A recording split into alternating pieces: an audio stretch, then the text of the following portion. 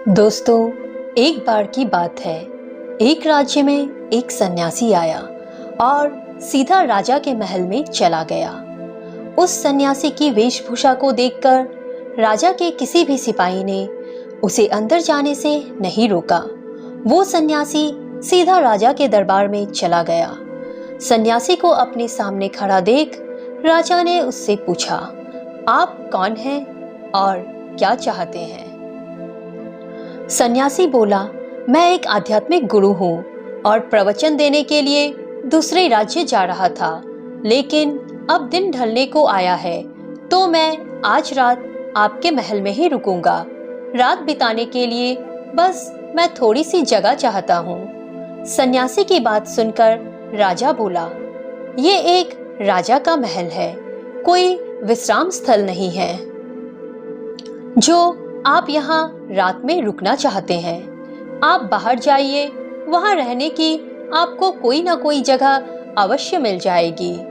सन्यासी ने राजा से फिर प्रश्न किया, महाराज, क्या मैं जान सकता हूँ कि आपसे पहले ये महल किसका था? राजा बोला, मेरे पिता का था, क्योंकि मुझसे पहले वही राजा थे। सन्यासी ने फिर प्रश्न किया, अच्छा, तो अब आपके पिताजी कहाँ हैं?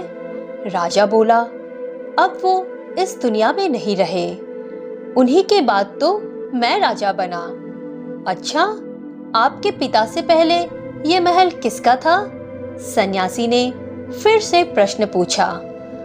राजा को अब गुस्सा आने लगा, लेकिन फिर भी उसने शांत होकर जवाब दिया, मेरे पिता से पहले ये महल मेरे दादाजी का था और अब वो भी इस दुनिया में नहीं है। अब सन्यासी बोला, ये जगह जो ना कल तुम्हारी थी और ना ही तुम्हारे जाने के बाद ये किसी और की होगी। इस संसार में लोग कुछ ही समय रह पाते हैं और फिर चले जाते हैं। जहाँ हम अपना समय बिताते हैं, बस वही हमारा विश्राम स्थल है। ना तुम इसे अपने साथ लेकर जा पाओगे, ना ही कोई और। तो बताओ, ये महल एक विश्राम स्थल नहीं है तो और क्या है? राजा उनकी बात समझ गया और हाथ जोड़कर माफी मांगने लगा। उसने सन्यासी को रुकने के लिए जगह दे दी। दोस्तों, ये बात तो हम सभी जानते हैं कि इस संसार से हम कुछ भी लेकर नहीं जा सकते। खाली हाथ आए थे और हमें खाली हाथ ही जाना है।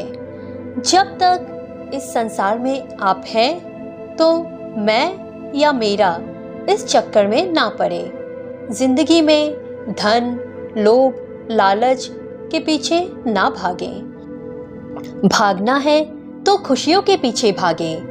जिंदगी का मजा बहुत पैसों में या फिर बड़ी गाड़ी में नहीं है। जिंदगी का मजा है खुश रहने में। खुश रहो, क्योंकि दूसरे के पास चाहे बहुत पैसा है, लेकिन इस दुनिया से वो जाएगा खाली हाथी और उसके धन का भोग कोई और करेगा।